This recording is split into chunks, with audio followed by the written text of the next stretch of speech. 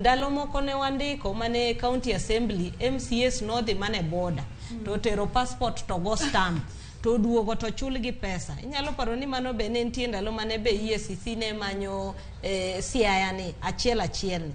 Koro an aparo ni gima Governor James Orengo tim en gima duong' kabisa nikech magi gik magisebet ka giwache Senate. Ni sama wantiere Senate ka wan watimo postmortem. Jik moko timore warito mondo bi onyiswa kosekethore. Koro gima be ni sani nyocho wuoyo, nyocho loso chik. Sani koro duoge county. Koro implement chik nego.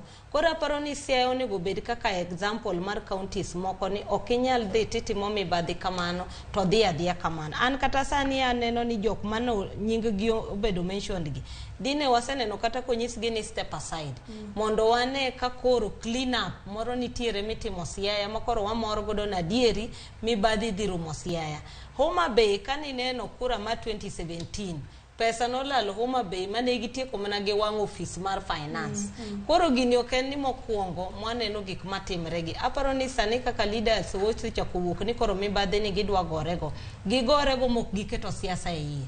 Obed ni en ng'awa, obed ni en nyathi ng'a, obed ni en owadgi ng'a nyamin ng'a.